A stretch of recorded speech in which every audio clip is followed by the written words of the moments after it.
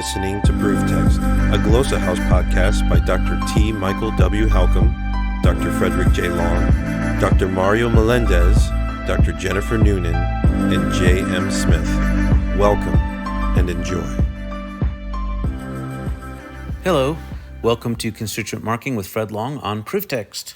And I am Fred Long, talking with you and looking at these wonderful verses from 1 Corinthians 12. We're in verses 19 and 20. Wow, we're going to do two verses today, and I hope that doesn't throw you off.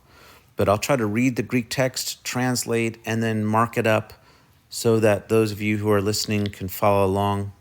Those of you watching can see me mark it up.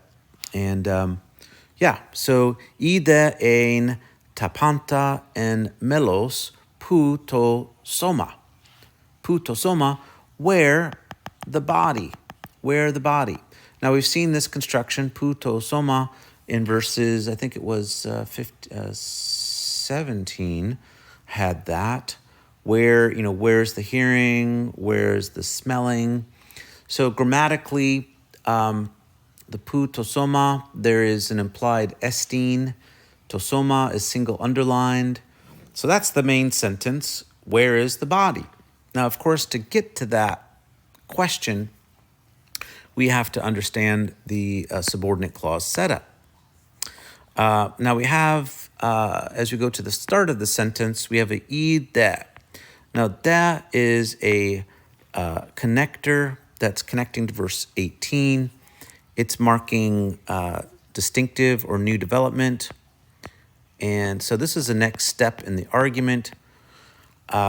And it's doing so by way of a conditional clause, E. And I'm going to do the subordinate clause. So both E and the get boxes. I'm using red for the E to mark up the subordinate clause. I'm using red. So de connects to the larger discourse, the previous verse, saying, hey, there's a new thing I'm adding here. There's something new I'm doing, and it starts with a subordinate clause with E. If ein, past tense, was. So if it was, ein is third singular from imi. It's a present, or actually it's imperfect, indicative third singular from imi.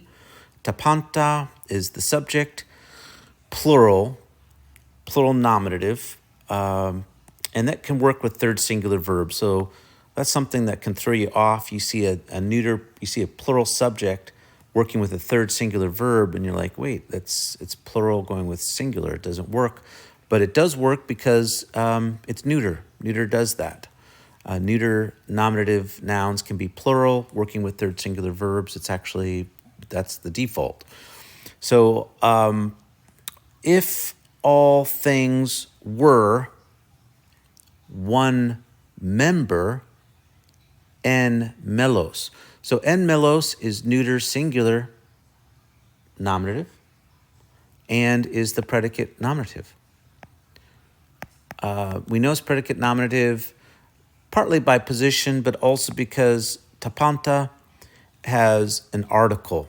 And if you have, if you're trying to figure out which nominative is the subject, which one is the predicate nominative, the one with the article will be the subject. It will be the one that will translate first into English. So, moreover, if all things were one member, where would the body be? Where is the body? Where is the body? Now, I'm tempted to take this, understand this E clause. It's a protasis. It's part of a conditional sentence. So E with past indicative, followed by a present indicative. Well, we don't know. It's implied. There's no verb here. So what is the verb? I'm kind of translating this as if there's an implied on. On would, in the main clause, the apodosis or main clause, if there were an on here, this would definitely be marked as what's called a past contrary to fact condition.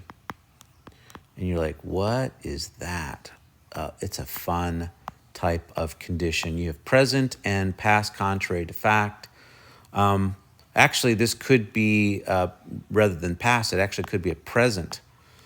And here we have to go to Koine Greek Grammar, chapter 26, where I walk around the different types of conditional sentences. In short, I can summarize as follow that E with the imperfect indicative followed by an imperfect indicative with on in the main clause, which we don't have here. Maybe it's implied. That could be used for the present tense, present contrary to fact. And a contrary to fact condition is a type of condition in Greek. Greek conditionals are very complex, but it's a way for the author to say, I'm going to lay this out here, but you know and I know, I want you to know that I know this is not true. This is not how things are, but for the sake of argument, I'm going to lay it out there for you. And this could be put in terms of present time frame or past time frame. Now, what makes it difficult to discern the two is that the difference between the two in the construction is that the past contrary to fact can be used with the imperfect tense also, or the aorist tense indicatives, and then the presence of on. So typically you have on in the conclusion, and you don't have that here. So I think, technically we probably have a mixed condition where the E, the conditional startup, is mixing with a different conclusion. But I want to translate it this way. If all things were one part, then where would the body be? If this were the case, then where would the body be? And the implication here is that this is not a real condition. It's a real situation by construction. Like, we know that this is not the case, so we understand that this is not real. We understand this is not, in fact, how things are. So yeah, that's how I would translate. That's how I want to translate this. Another way to translate it is simply like this: moreover, if all were one member, where is the body? Where is the body in that? So I think it's a real question, but it's set up with an understood, unreal premise, namely that all things in a body are not one part, one type of part. So I think it's a mixed condition that starts out with an assumption of falsehood, like this is not true, wink, wink, we know this is not the case, but I'm going to lay it out there.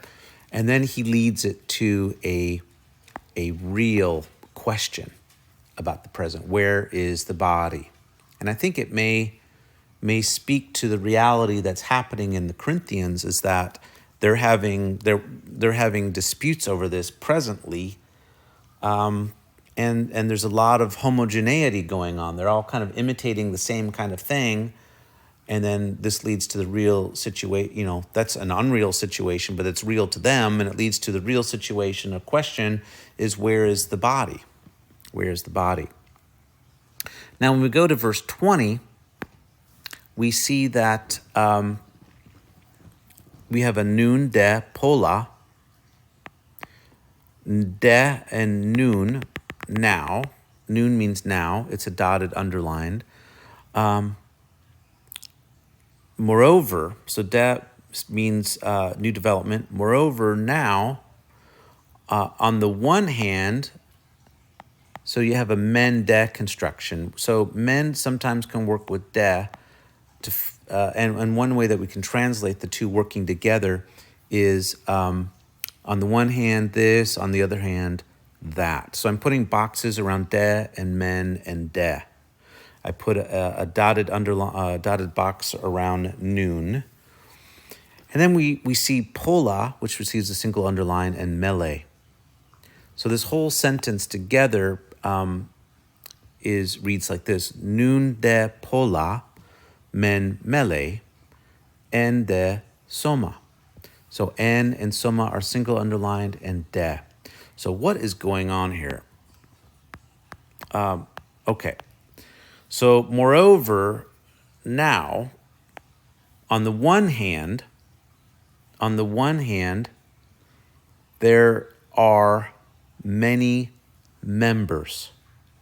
So that's true. On the one hand, there are many members. On the other hand, there is one body. So there we have it. That's the profound truth, is that these two things obtain at the same time. On the one hand, many members. On the other hand, one body. So these are verbless clauses, but we can easily supply the verb imi in them. And so that's how we would mark up and translate verses 19 and 20, 1 Corinthians 12. So I hope you found that helpful, and we'll continue next time. Interested in growing your ancient language skills but not sure where to start? Glossa House can help. From illustrated readers and short stories to lexicons and grammars, Glossa House offers a variety of resources for beginning, intermediate, and experienced ancient language learners. Head to glossahouse.com today. Glossa House, language resources for the global community.